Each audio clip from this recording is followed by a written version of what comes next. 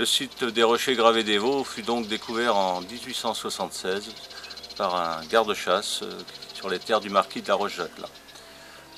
Au début du 19e, donc, de nombreux rochers étant en place, on parle de 200, alors qu'à ce jour, en 2013, nous avons 35 peut-être, 19 dans plusieurs musées.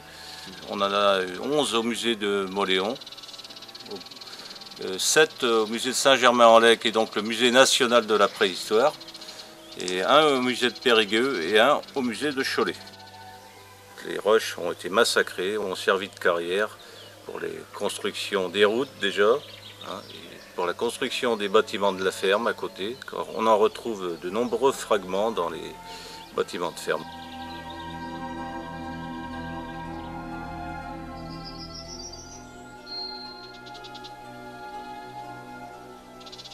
Le tumulus, c'est quelque chose d'artificiel et on suppose qu'il y a des sépultures à l'emplacement du tumulus. Dans les sépultures, avec les corps, les gens mettaient des objets. Alors si on pouvait récupérer ces objets, ce serait intéressant. Dans ces gravures, certains y voient un but commémoratif ou religieux, d'autres un rapport avec un culte du soleil, une concentration de sépultures, tout simplement l'œuvre d'un peuple à la mentalité primitive. Bon nombre de chercheurs régionaux ou locaux se sont mis à l'ouvrage. Des écrits ont déjà été réalisés sur ce site des Rochers Gravés des Vaux.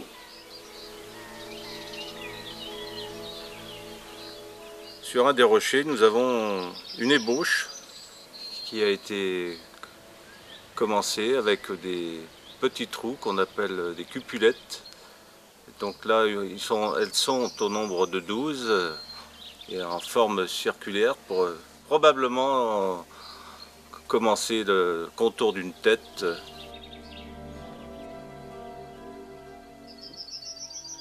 Ces gravures sont certainement de la fin de l'âge de bronze, début de l'âge du fer.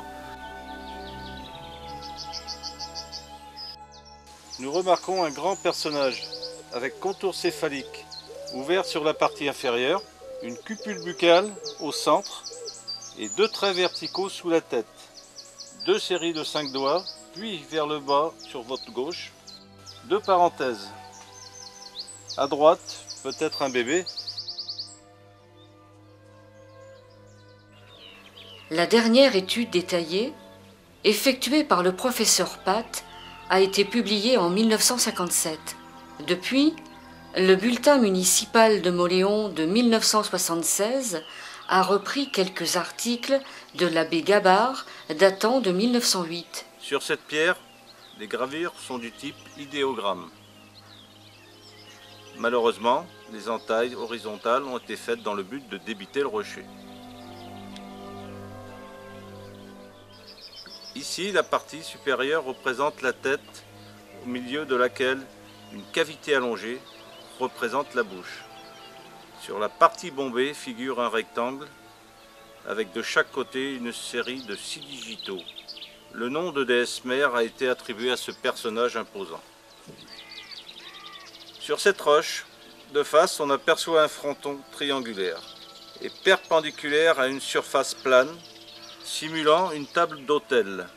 Sur la partie verticale figure un cercle à l'intérieur duquel est gravée une croix. Sur le dessus du bloc, une cupule de 8 cm marque le centre d'un ensemble de 4 anneaux disposés en croix.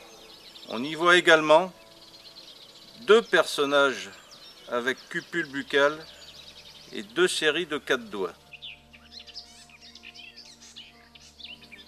On sait qu'à plusieurs reprises, quelques chercheurs avaient demandé la protection du site, mais sans succès. Des doutes existent quant à l'authenticité de cette roche qui n'était pas inscrite lors des investigations de découverte du site.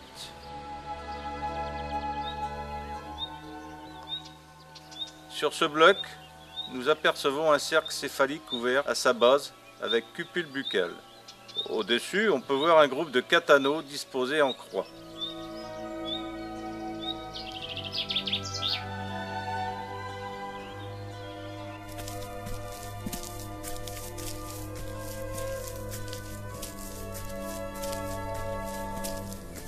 magnifique là ce soir.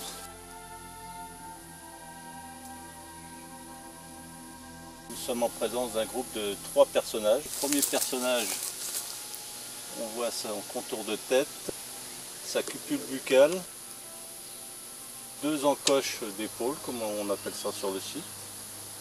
Ensuite, là, ses doigts, ses digités de chaque côté.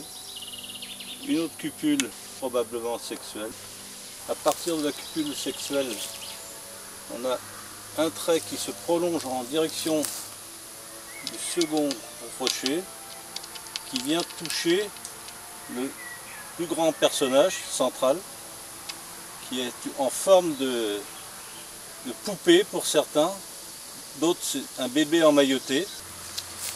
Et à côté de ce grand personnage, on retrouve un autre petit personnage qui est très stylisé. On a juste le contour du corps. Pour terminer, une représentation animale avec ses pattes.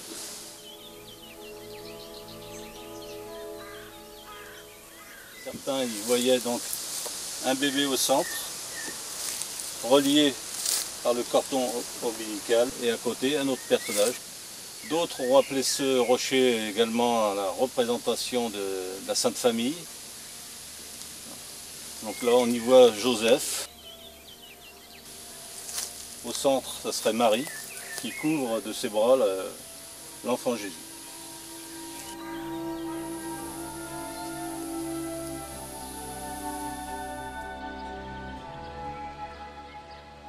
Le Gersard, avec la coopération du Brame, organisa en mai 1977 une première prospection qui fut renouvelée en 1978. Des contacts entre les 2 groupes permirent de parfaire la documentation et d'actualiser les informations. On a fait venir la DRAC sur place, donc avec sa responsable, qui sont donc basés à Poitiers pour nous. Et voilà, ils sont allés venus visiter le site avec plein de promesses, mais nous en sommes toujours aux promesses. Avant que des recherches sérieuses ne soient entreprises, le site est en veille et classé monument historique depuis le 23 mars 1982. Actuellement, c'est sous la surveillance des bénévoles du Brame et du GREPSA que les rochers attendent des archéologues professionnels et la visite du public.